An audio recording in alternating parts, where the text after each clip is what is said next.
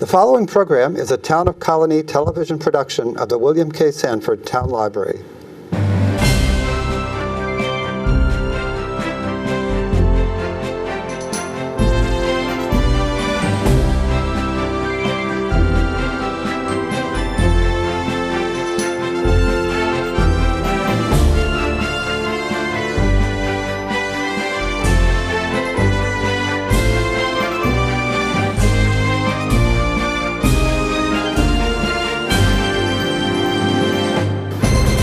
Welcome to Getting to Know You. My name is Joe Nash. Today we're talking to Kristen Holler. She is the Executive Director of Albany Barn, which is on 56 2nd Avenue in Albany. It's the old St. Joseph's Academy. It is an artist colony. It's a performance space. They have rehearsal studios. It's a workplace for artists. It's an educational center. They have classes for all ages. It's all kinds of going on. They have 22 artists who actually live there, so welcome back, I should say, Kristen. Thank you for having me again. We're going to be talking about a big event coming up, a big fundraiser you're having on Friday night, October 16th. It's called Fusion 2015. But before we do, I just mentioned all the stuff that goes on down there, and it's your 4th year, right? So this is actually, we're entering into our 2nd year of operating this specific space. It's the 4th year of the Fusion event. All right, but the barn itself, you're only in your 2nd. 2 years. Okay. Yep. We had a space on North Swan Street. We still have the space, but a gallery called Stage 1 that we've had for about 5 years. Okay, so I just mentioned all the stuff that goes on down there, which is a lot. So before we talk about Fusion, how is everything going down at the barn with all this stuff going on? It's great. I think that people are slowly but surely kind of finding out about us, figuring out, what we're about and where they fit in.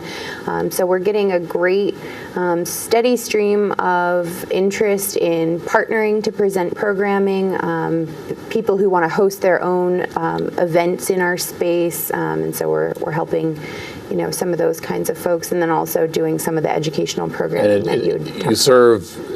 Part of it is you're sort of a community center of sorts for the people who live there also, right? You have the stuff for... Sure. So we're located, I am going to actually correct you, on 2nd Street in Albany. Oh, okay. So we're in the Arbor Hill neighborhood. So we're in very close proximity to the Arbor Hill Community Center.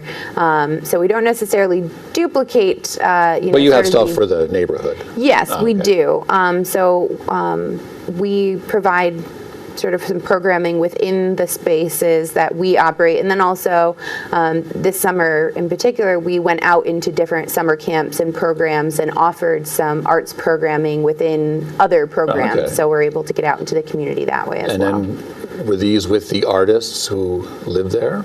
Sure. So we had, I think, about 12 different teaching artists this summer that worked with young people from 7 different summer camps throughout Albany County, most of which were right within the city and a couple outside. And they went in and did programs with youth from age 4 to, I think our oldest campers were 14 or 15, and all different mediums. So we did theater arts, dance, music, painting, drawing. We did poetry. So they really got a good bit of exposure to a lot of different artistic mediums. Oh, excellent. Now, of the 22 artists who live there, just talk about what's the range?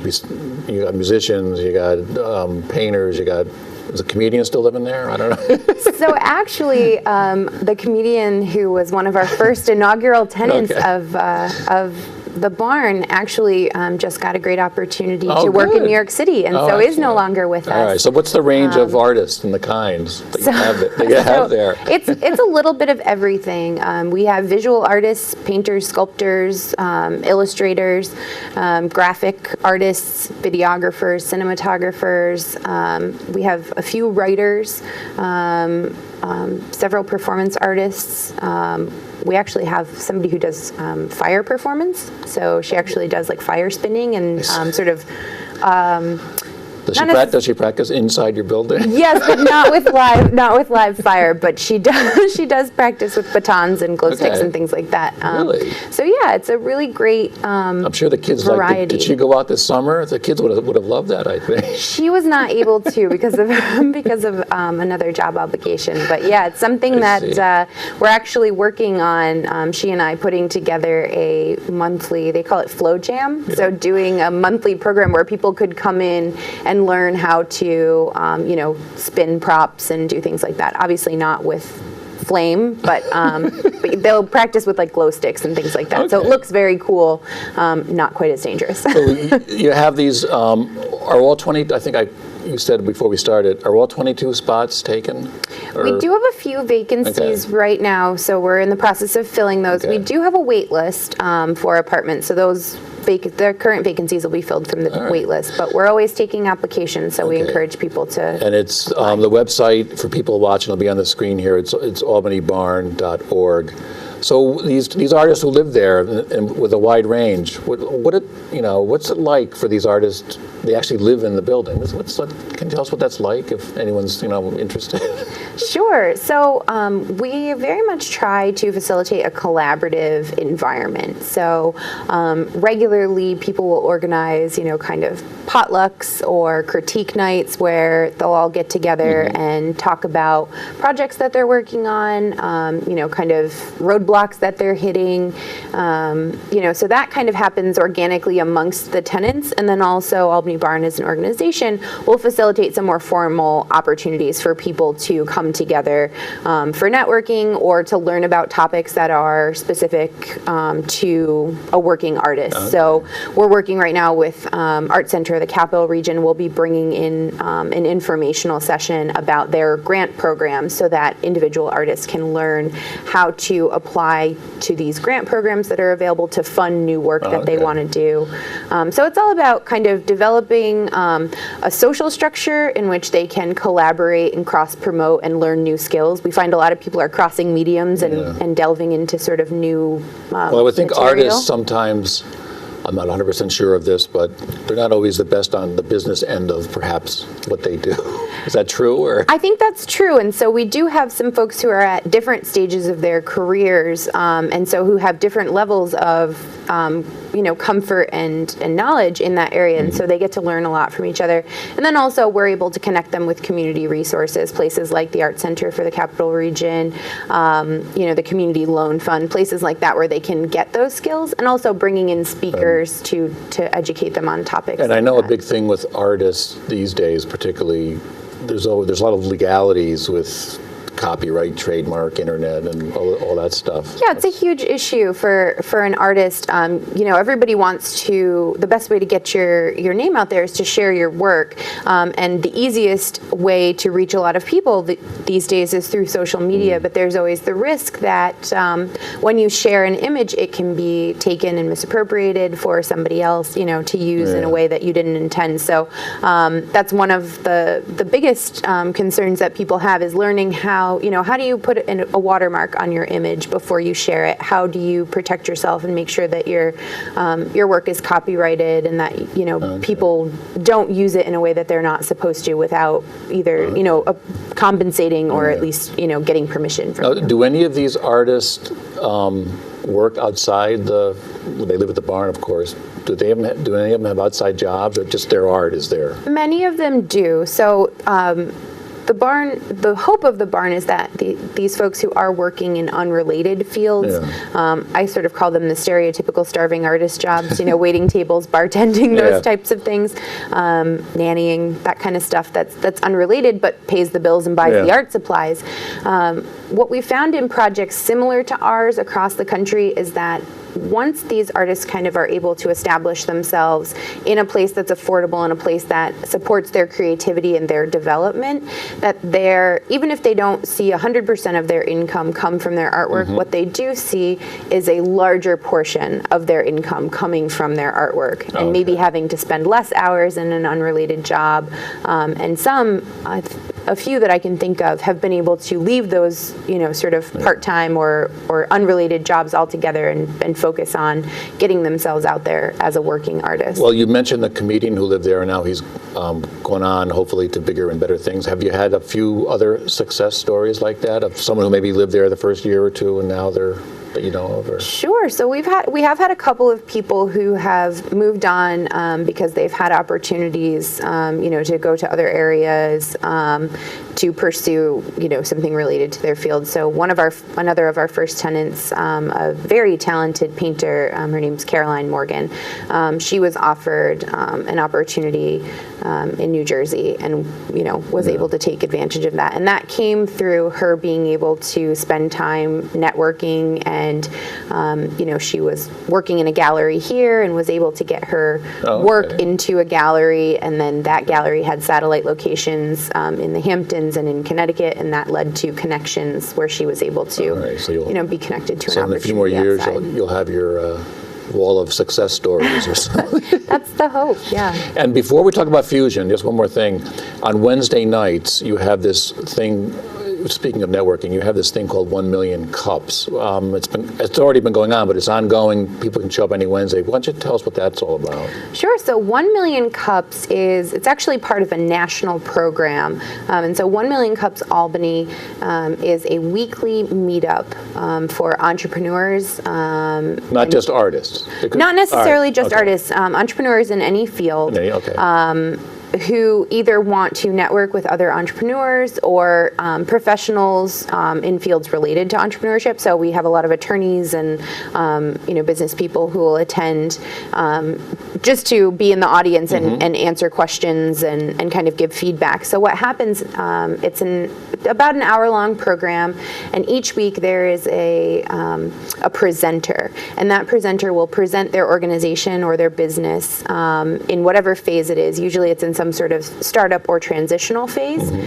They present the organization, the goals, the mission, and then they'll talk about areas where they're trying to grow or improve, and they're able to collect feedback. The audience asks questions, and they're able to kind of get some insight from that. So they're newer companies, for the most part, yes. They're not like KeyBank's going to come in and No. So either startup phase or some kind of transition. So we've had some arts-based organizations that have come in and presented, and then others that are tech-based. So any kind of business that's, like I said, in a startup or transition. Well, I notice on your webpage on each of the Wednesdays there's a calendar, and you click on those Wednesdays. Does it say like who's presenting? Does it each one? There's a link to the 1 Million Cups Albany website, which will give the presenting people can see organization. who's up this week or next week. Yes, and you can also link to the place where you apply to become a presenter.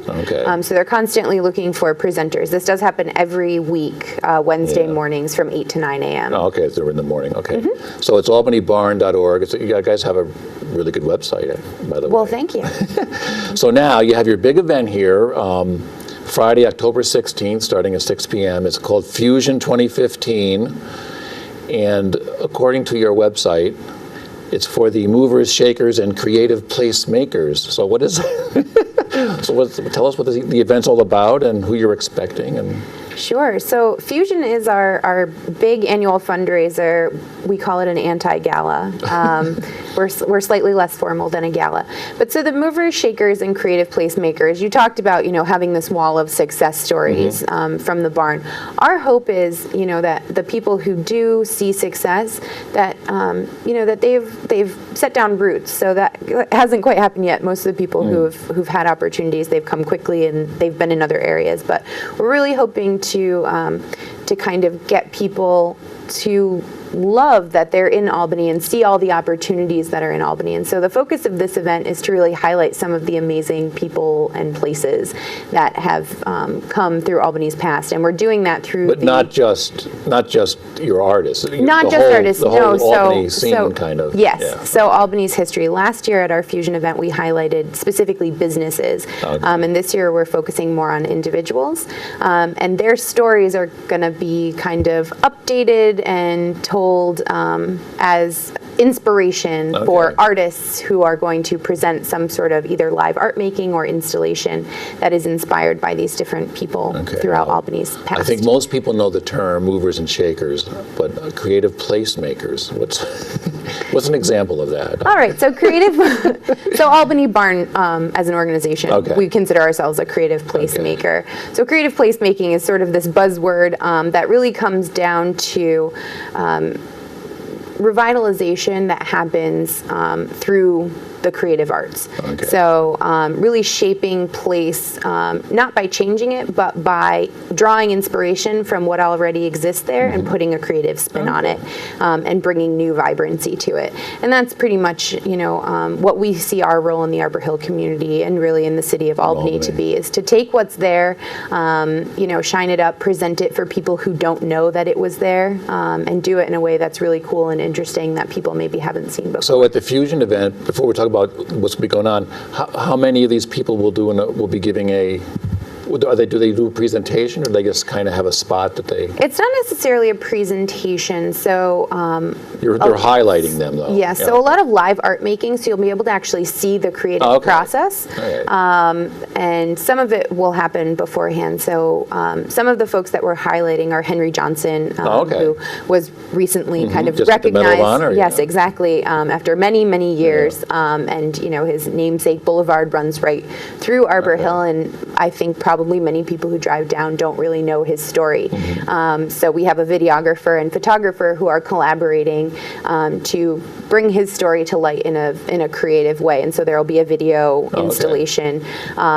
We have one of our resident artists is working with the Albany Tulip Queen, while not one person, certainly an Albany institution. And so she will be doing her own take on the Albany Tulip Queen and giving it a fresh spin, doing some live art making.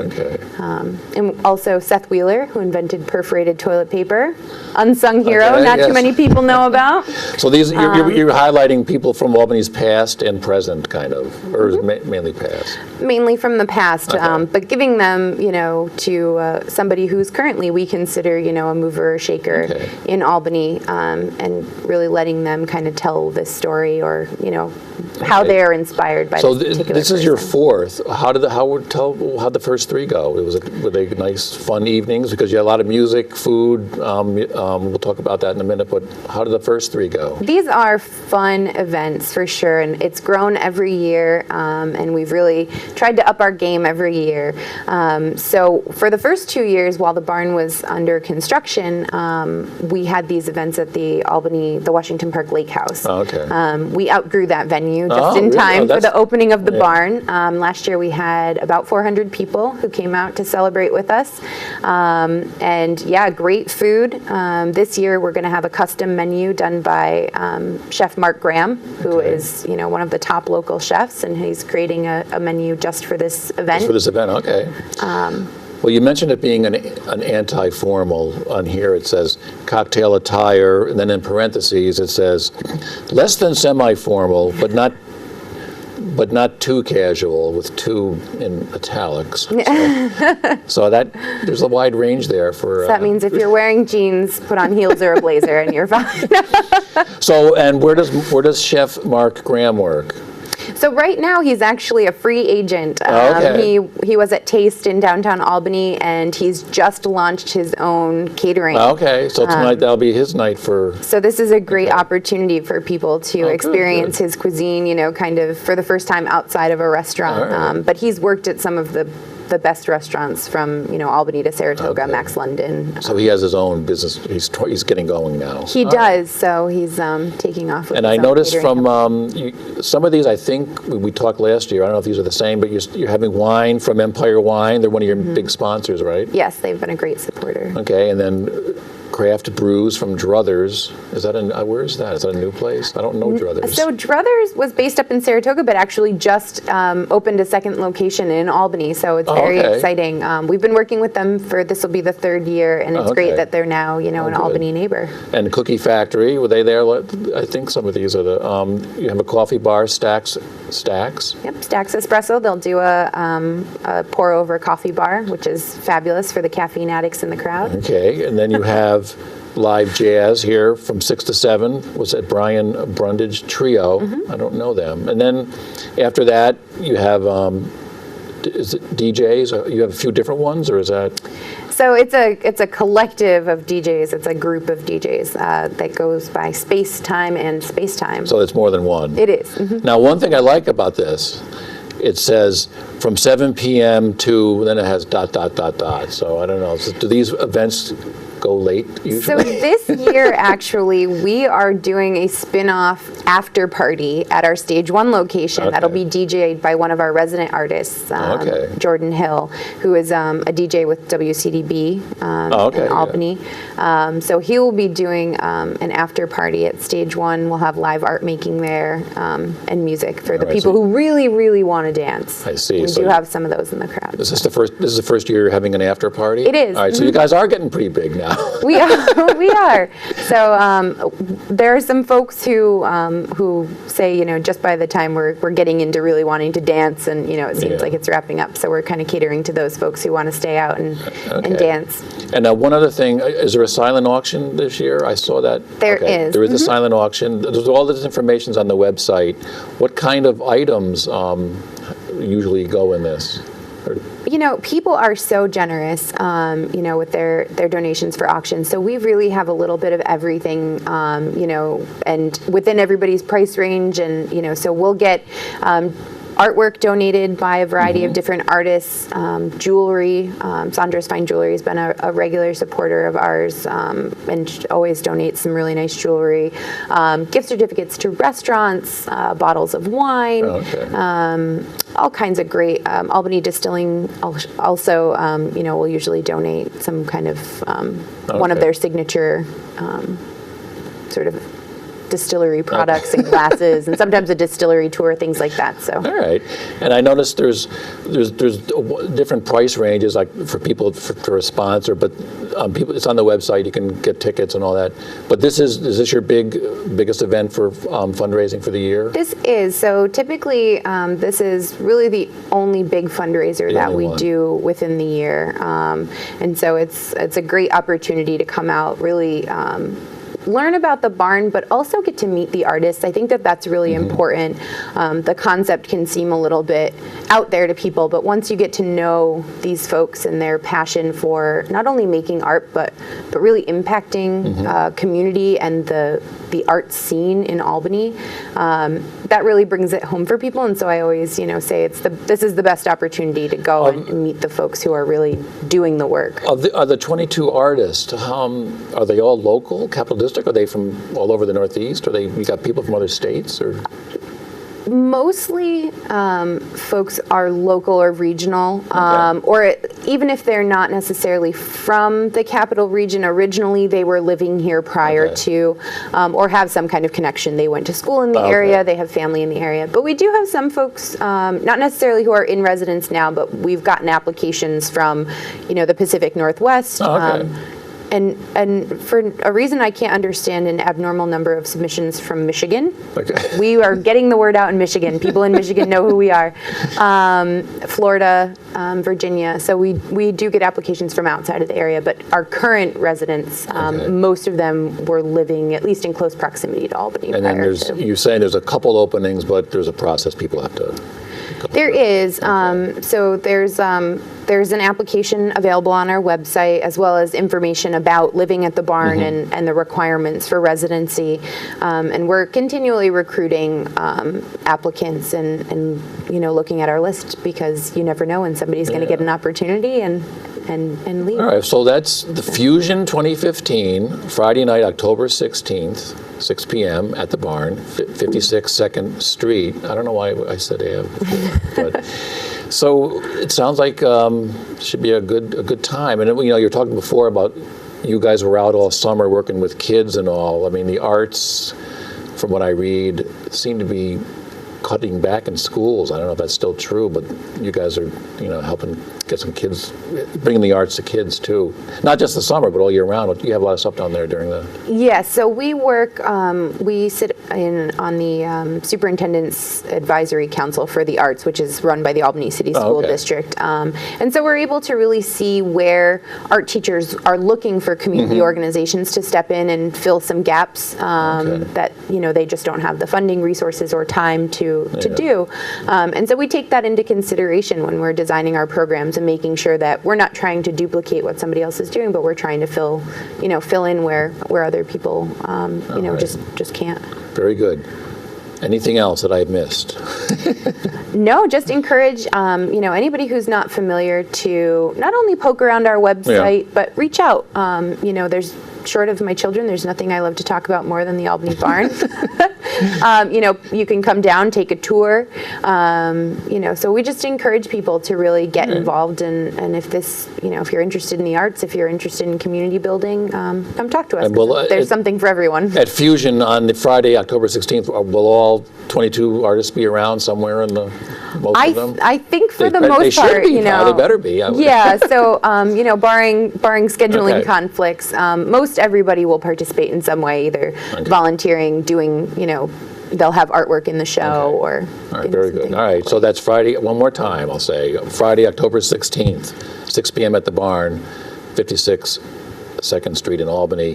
Fusion 2015, all the events, go to the website, it's albanybarn.org, and you can find out. So thank you once again, Kristen, for coming by and talking to us and letting us know what's going on. Thank you so much for having me. Okay, and we'll see you next time on Getting to Know You.